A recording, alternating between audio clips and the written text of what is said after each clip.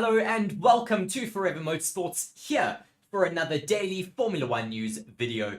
And once again, a lot to talk about, as you've already seen in our poll that is asking you guys, do you think Alpine will be able to resolve their infighting and return to the top of the Formula One field? If you have not voted in that poll, please do be sure to go and cast your vote there for that. And let us know what you think about Alpine. We'll go straight in though with that news. About Alpine, the Alpine Formula One CEO reveals his plan to fix a huge amount of internal issues at Alpine. The Alpine CEO, Luca Di Maio, has outlined a clear plan to address significant problems within his Formula One team. The French outfit began the latest regulation changes in a reasonable fashion last year, establishing themselves as the best of the rest. Despite reliability presenting itself as a clear weakness, Alpine had a strong foundation to build upon for 2023. However, the team's aspirations to fight at the front failed to materialize over the winter break. From day one in pre-season, the A523 proved to be relatively uncompetitive. Despite the quiet confidence shown by Otmar Safnauer in interviews, there were few signs that Alpine would be world beaters in Bahrain. Pierre Gasly's P9 finish was a strong recovery from qualifying, validating the early consensus. Still, later events in Australia and Miami provided some optimism for the team, and that they could pull themselves somehow up the field. Under certain conditions, the French team was capable of giving the likes of Aston Martin something to worry about. Although a fantastic weekend in Monaco provided further encouragement, the A523 has shown little promise since then. Whilst the car is relatively compliant in terms of handling, it lacks the performance to compete for major honours. With Ocon and Gasly having both managed exceptional podiums in 2023, but these have been anomalies in the results. Furthermore, the mid-season development at McLaren has served as a magnifying glass for the lack of progress at Enstone. However, despite the reality of Alpine's situation, it was only 18 months ago that CEO Laurent Rossi outlined the team's 5-year plan. The team's high-ranking personnel all seemed convinced that this timeline was appropriate. Therefore, Alpine's pace this year shouldn't have triggered any significant alarm within the squad, at least in theory. As the first races were completed, however, internal frustrations soon began to surface. Laurent Rossi began the 2023 campaign with a series of criticisms towards the team. The Frenchman then listed a variety of grievances, seemingly dissatisfied with the team's progress. In response, albeit via interactions with the media, team principal Otmar Safnauer made clear that success in Formula One cannot be rushed. Evidently, there were internal disagreements. Not too long after this exchange, during the Belgian Grand Prix weekend, the dismissal of Safnauer and Permain was announced. Whilst there were clear elements of confusion and uncertainty, one thing soon became clear. The widely discussed 5-year plan was no longer viable. Luca Di Maio and the other senior personnel at Alpine have set goals for more immediate success though. In a speech given at Enstone, broadcast in the factory as well in Vieri, Di Maio outlined a series of changes. A range of topics were discussed by the Renault CEO, which had been discussed by both L'Equipe and Motorsports Total. Di Maio had made things clear that the old ways of thinking will no longer be tolerated in the team. And Alpine will be working towards a fresh approach and increased collaboration between the Enstone team and the Viral team as well. As previously, there have been instances of clear division between the English and French departments in the team. An example of this tension takes place during race weekends, where the team's English and French personnel have been known to book separate hotels. At a constructor that manufactures its own engines, this lack of chemistry is detrimental. Alpine has received plenty of criticism for the unreliability of their engines as well, especially during the 2022 season. In addition to reliability, the French power unit provides less horsepower than Mercedes, Honda, or their Ferrari counterparts. However, it is no secret that Alpine has deficiencies in various areas. excuses are also becoming increasingly difficult to accept in modern Formula One, as proven by Aston Martin and McLaren. Internal cohesion and innovation will be rewarded out on track. Alpine will benefit instantly, or at least optically, from less noise in Formula One. The scrutiny surrounding the outfit has impacted their Formula One performance negatively. With that said, Bruno Famin and his technical team must work efficiently to bridge the gap to the Ferrari team. So really interesting to hear all of this coming out about Alpine this year. We don't necessarily know, I didn't necessarily know about all of these internal struggles and internal divisions between the team. And it's certainly very interesting to hear about the fact that the English department of the team, of course, which are based in the UK, and the French department, of course, based in their home country, don't get along well. And for them to even book separate hotels is completely unheard of in Formula One. Normally the teams or travel together, they spend a lot of time together. Normally they get along like a big family, and to hear that there's such big divisions in a team is unprecedented, and I really do hope that they're able to sort out all of these issues, because we don't want Alpine to be relinquished to the back of the grid yet again. As I see, we have a couple more people voting in that poll now, with 67% saying that they're going to be able to jump back to the top of the Formula One grid, and 33% saying that they're not going to be able to fix their internal issues. Yeah, very interesting there, that is for sure. As we move on to another article now, and I'm going to change that poll that we have up there. Let me quickly end that. And I'm going to start a new poll for you. Just asking, who do you think Andretti will choose to drive for their team in 2025 or 2026?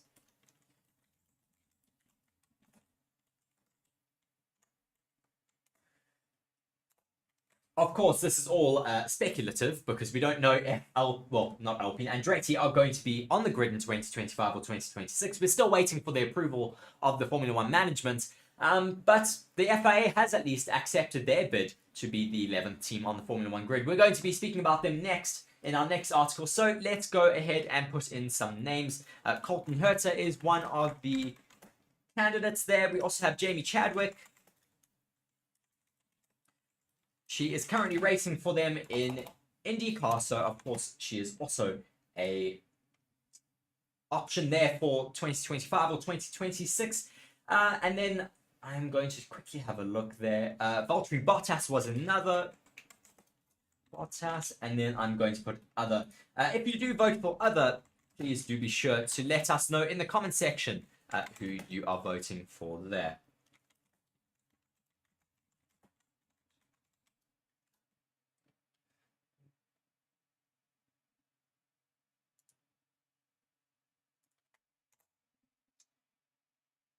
And there you have it. So do be sure to vote in that poll that is up now. Who do you think Andretti will choose to drive for them in 2025 or 2026? Your options are Colton Herta, Jamie Chadwick, Valtteri Bottas, and other, which you should let us know in the comments who you want for that seat. So going through this article now, the outstanding candidate for an Andretti drive is currently on the grid.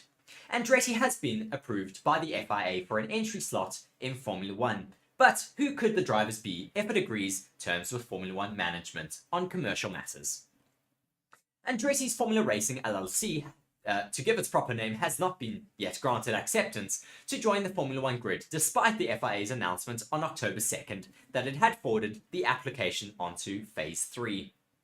While Formula One's governing body is happy that Andretti Global's bid meets all the relevant criteria, the important Phase 3 sees the team thrashing out financial terms with the commercial rights holder, which is Formula One itself. Bluntly put, if Formula One doesn't, can't, or won't come to an agreement with Andretti, the team won't be on the grid in either 2025 or 2026. Formula One's reactions all through the application process has been rather lukewarm, though, towards the whole thing, but now comes the time to sit at the table and see what arrangement is possible. If Formula One does eventually agree terms with Andretti, it would much rather see a 2026 entry when the new Concord agreement would be in play, as opposed to the other one that covers the 2021 to 2025 seasons, with just the $200 million anti-dilution fee in that period. Be that as it may, now it has the letter, or should that be press release, from the FIA confirming it is happy. Preparations can now be ramped up with the teams, and that includes figuring out which two squishy bits of organic material will strap themselves into the first Andretti Cadillac Formula One car. Let's take a look at some of the contenders, starting with, yep, you guessed it, Colton Herta. When we spoke about exclusive drivers to Mario Andretti in August, the father of boss Michael reiterated that the fact there would be an American driver in one of the two seats. For this particular reason, 2 plus 2 does not equal 4, but it does equal Colton Herta. In autumn of 2022, Red Bull Motorsport advisor Helmut Marko tried everything to get Herta a seat in Formula One with AlphaTauri, but his lack of super license points was a stumbling block. For argument's sake, let's say Andretti enters in 2026. The 3-year period for points to count would cover the 2023 to 2025 seasons, with 40 the magical number required to get that super license. In 2023, Herta finished 10th in the IndyCar standings, enough to earn him 1 point, meaning 39 are still required. He will need to finish in the top 3 standings in the next 2 seasons to hit that 40-point mark, with the champion actually receiving the full whack in one go. If he finds himself a few points short, Herta could jump into some Formula 1 free practice 1 sessions if Andretti could find a team willing to do this, to earn some extra points, in the same way Logan Sargent did with Williams in 2022. As it stands over the 2021, 2022 and 23 seasons, Herta has 10 points from his IndyCar commitments, although the 21 Hall of 8 will fall away at the end of the 2024 season. Herta might be the choice Andretti wants, but getting him there may be a very different story altogether. If they are not able to get Herta into that seat, Valtteri Bottas is, of course, a very logical choice. Now, while Andretti certainly has its aspirations to be mixing it with the likes of Red Bull, Ferrari, Mercedes and McLaren, that is not going to happen straight away. A good first season or two will become a regular point scorer and Q3 fixture, battling away in the midfield for every point. As such, Andretti will require a calm, experienced and knowledgeable head with the front-running experience to help the team grow, but also with the know-how of navigating minefields and the midfield. On the current grid, the standout candidate is of course Valtteri Bottas. He should be number 1 on the shopping list for Andretti come 2025 or 26. When Audi rock up to Sauber in 2026, it is likely that it will want its own high-profile signing to lead the team. Audi is unlikely then to retain Bottas' services, which leaves him either with one option of retirement or getting stuck in and building the Andretti project. Let us not forget that Bottas is an extremely fast driver, one who outqualified Lewis Hamilton at a rate of about 1 in 3 at Mercedes. He has priceless knowledge of a title-winning machine and relevant racing experience of battling away in the midfield, both with Williams and latterly Alfa Romeo. If Bottas is interested in the seat, it is really a no-brainer, and Andretti should be chucking whatever it takes to get the Finn signature on the dotted line. Sergio Perez similarly fits the bill, and he is unlikely to be at Red Bull in 2025 and would be in a similar boat to Bottas, with the opportunity to potentially leave a lasting legacy in Formula One. Another name that has been speculated with this team is Joseph Newgarden. If Herta fails to get a super license, the next best thing Michael Andretti can do to get an American in the seat is to get on the phone to Roger Penske and ask the captain if he wouldn't awfully mind releasing his star driver for a shot at Formula One. Newgarden has been linked to Formula One before, back in 2017 after wrapping up his first IndyCar title. As the Toro Rosso driver nonsense played out with Daniel Kvyat, Pierre Gasly, Brendan Hartley and Carlos Sainz taking musical chairs to the extreme, Newgarden was touted to be a potential driver for the remaining 4 races of the year. However, he firmly rejected that at the time, believing it would make no sense to trundle around the back of the Formula One field. Along with 2021 and 23 champion Alex Palou, Newgarden is arguably one of the top 5 drivers in the world not in Formula One, and is a devastatingly fast driver on his day. He finally had that Indy 500 win he has craved for so long under his belt, so could the opportunity appeal to drive for an American team in Formula One, that should certainly be questioned. Probably not, perhaps with an FP1 outing or test day, his hope of getting behind the wheel. And lastly, to take that wheel would be Jamie Chadwick, who was touted to take a seat with another racing team. I'm trying to remember who it was. I think it was Carlin, who were hoping to get into Formula One. Of course, their bid was denied by the FIA, and now Jamie Chadwick's hopes and dreams of getting into a Formula One seat would certainly lie with who she's currently racing with, and that is, of course, Andretti. Perhaps the least likely of all candidates here is Jamie Chadwick, who has been long-listed as the next hope of getting a female driver into Formula One. She is currently competing in the Indy NXS series with Andretti, but her first season stateside was poor, with a best finish of 6th in Portland and 10th in the standings. Moreover, the points that Chadwick earned for her W Series title success will be wiped by the time of 2026, meaning she would face an almighty battle to secure enough points to earn that vital super license. So a lot of drivers in the works and in the wings waiting for an Andretti seat, but we'll have to wait and see who that certainly does come in 2025 or 2026, who Andretti decides to take and put into that seat. We have Orville Clisby there in the comment section saying, remember the title battle of Orville Clisby saying an American driver that comes with no money or that comes with money would certainly be he hopes for Andretti. Of course, there are a lot more American viewerships and a lot more American viewers coming to the sport, so of course a lot more American sponsors would be wanting to come on board with an American driver. We'll have to wait and see though who will come into the team with Andretti should Formula One management approve their bid to join as Formula One's 11th team in 2025 or 2026. Moving on now to our next article, and we have spoken about it at length in the last few weeks, about Daniel Ricciardo and when he will be joining the Formula One grid yet again because of that broken hand of his. And now another article coming out saying the Ricciardo decision has been made ahead of the Qatar Grand Prix. Daniel Ricciardo is still not yet fit enough to return to AlphaTauri at the Qatar Grand Prix, meaning that Liam Lawson will once again step up this weekend. Red Bull reserve driver Liam Lawson was drafted in to fill Ricciardo's seat after he sustained a hand injury during a practice session ahead of the Dutch Grand Prix. Ricciardo had initially targeted a potential comeback in Singapore, but upon further reflection, then shifted his focus to climbing behind the wheel in Qatar. However now, journalist Chris Medland has reported that the Australian is making steady progress in the simulator, but still isn't yet at 100% fitness. As a result, he has now set sights on a likely return at the United States Grand Prix, indicating that this upcoming race in Qatar will likely be the last for Lawson. Lawson has impressed the paddock after securing his first ever Formula One points haul at the Singapore Grand Prix, and has also consistently outperformed his teammate Yuki Tsunoda, who has been guaranteed a seat for next year. But despite receiving praise from Red Bull, he fell short of securing a 2024 spot, with Ricciardo also confirmed to have cemented his position at AlphaTauri in 2024. Currently, only one seat is available at Williams, but it is believed that Lawson will continue as a Red Bull reserve driver, provided he is guaranteed a 2025 promotion.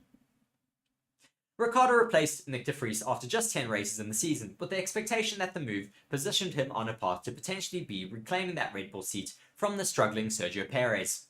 However, now with the speculation that Perez could possibly lose the seat to Ricciardo after a series of underwhelming results, Lawson could well return to the grid earlier than expected.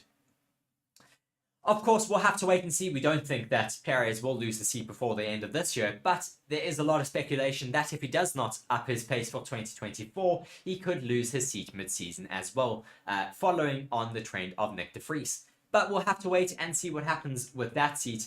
Sad to hear that Daniel Ricciardo is not going to be sitting in the seat this weekend, of course, in Qatar. There were maybe some speculations that he might sit in the FP1 session, but if he wasn't fit enough in that FP1 session to go throughout the rest of the weekend, then of course that would really put Liam Lawson on the back foot, because it is a sprint race weekend, which means that there's only one practice session Of course, on the Friday, you've got FP1, then you've got qualifying in the evening, then sprint qualifying on Saturday morning, sprint race on the afternoon, and then, of course, the race on Sunday. So you really need that first practice session to get to grips with this track, and it's a really difficult track, really high speed. We will be getting up a track guide a little bit later in the week for you guys. I'm hoping to finish that tomorrow and get that up for you. But now, moving on to our next article, James Key is in the... Well, Alfa Romeo's Joe Guanyu has said James Key's arrival at the Formula One team is a refreshing one, as the former McLaren boss is tasked with delivering a big step in 2024. Alfa Romeo has been languishing near the rear of the midfield with a 2023 car that has lacked overall aerodynamic performance. It has restricted the team to just 10 points so far, 2 points behind fellow strugglers Haas, while seeing Alex Albon and Williams break free as the clear favourites to finish 7th and 8 points ahead. Alfa's disappointing season so far is prompting major changes to its car. The project, which has been overseen by an incoming technical director, James Key, who has been headhunted by his former McLaren boss, Andreas Seidel, to lead the car development as the Sauber team's transitions into the Audi Works squad by 2026.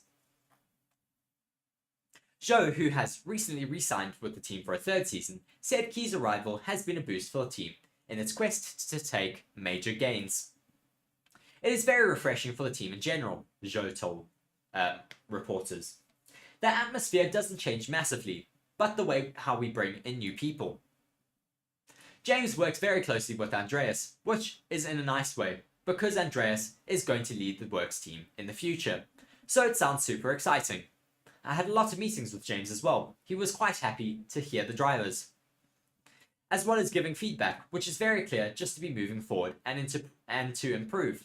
It is what we need to make bigger changes for the 2024 package and make a bigger step. So I think that with James here in the future, we can definitely be heading in a direction that is a lot better. Alfa's head of trackside engineering, Xavier Pujola, admitted that the team's 2023 season has shown that the team's car needs a major overhaul to avoid being stuck in no man's land for next season. Our mindset is to take a big step, otherwise we'll get stuck where we are.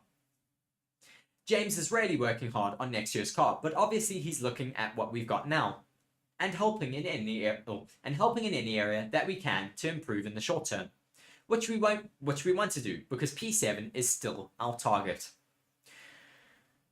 To that end, Alfa will continue to develop its 2023 car all the way to the penultimate round in Las Vegas in the middle of November.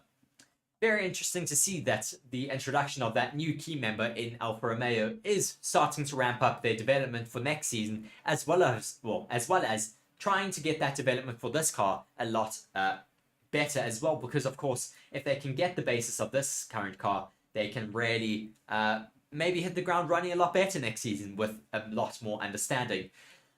Yeah, very interesting. I have a bunch of you guys talking about the Battle of Napoleon.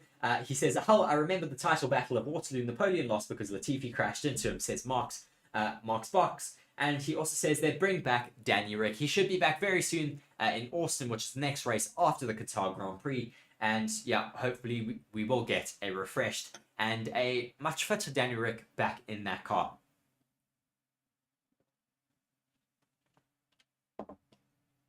Our next two articles are about Max Verstappen, and Max Verstappen has admitted that while breaking historical records is great, his career focus is winning the Drivers' Championship and achieving with his team. The recent dominance of Verstappen needs no introduction. A total of 38 wins from the last 60 Grand Prix by the Dutchman alone highlights his level of success. Along the way, the Red Bull centerpiece has naturally conquered some of Formula One's storied records, his crown and glory being the most consecutive races won in a row, which is now 10, beating the previous record of Sebastian Vettel with 9. Despite these achievements, Verstappen still values the world title more than any other record. While speaking on the Red Bull podcast, the reigning champion explained his thinking behind the lust for the Drivers' Championship over anything else. It's good, but at the other end, I'm not too focused about it. I just want to do the best I can every single time I'm in the car. And if that means that you break a record, Okay, great, but it's more important that you're doing and achieving. At the end of the day, my goal this year is to win the championship. He was also asked which Grand Prix he considers his favourite. However, once again, Verstappen opted to refer to his current team's success at the back-to-back constructors' titles achieved with Red Bull. My first race win in Formula 1, I think that was pretty special, but also the races we are achieving now as a team, being that competitive, is honestly very enjoyable to be a part of. While Verstappen is enjoying one of the greatest individual periods of success in Formula 1 history, the 26-year-old is very aware of just how quickly that things can change. I'm not afraid of losing. I hate losing, but that's also a part of the game, he said. At the end of the day, you lose more than you win. I've lost a lot also before winning in Formula 1. I've been through the stages of not being able to win, and now that we are winning, you just have to enjoy the moment and enjoy it while it lasts. When asked what the key was to his recent championship runs, the Red Bull driver cited that his consistency as the biggest skill he bears over his rivals. You have to be very consistent over a season, he said, and you cannot really have off days and off weekends. You have to be on it all the time. That's not always easy to achieve. Sometimes the weekends they start maybe a bit tougher for you, but that's how it is, and you try and get yourself out of a tough situation. Looking towards this weekend, Verstappen is also set to match his father-in-law, 2 nights, and Senna in Qatar, as Max Verstappen only needs a 6th place finish at the Qatar sprint race to seal a 3rd world championship. The Qatar Grand Prix sprint is Max Verstappen's first chance to wrap up his 3rd straight world championship. He has 177 points clear of Sergio Perez, with 180 left on the board for the rest of the championship season, meaning a 6th place finish on Sunday at Lusail will be enough to ensure that the trophy stays on his top.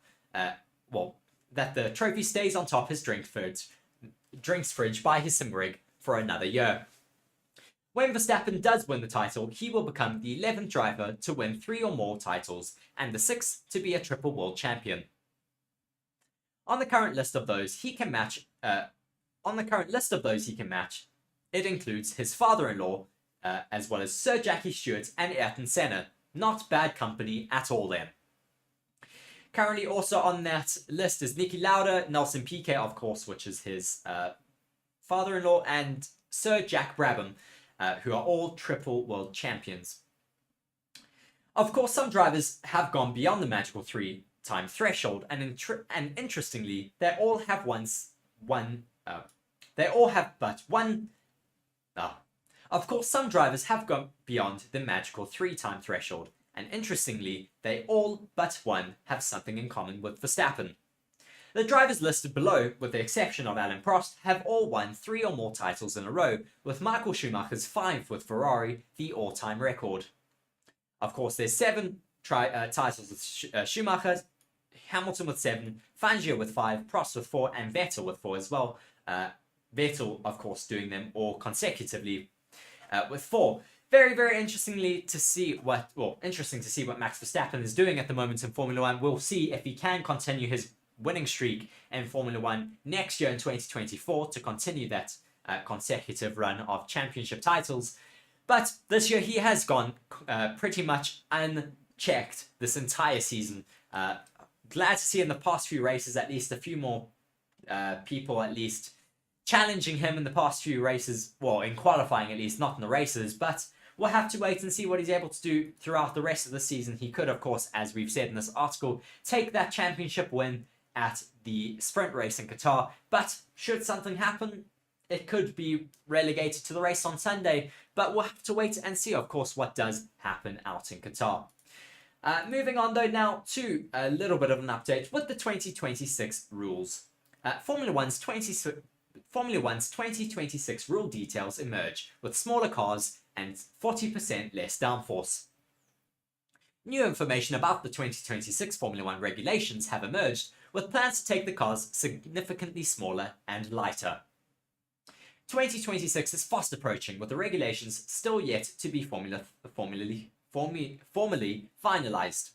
However, A report by reputable German publication Motor und Sport has shed light on changes on the chassis side.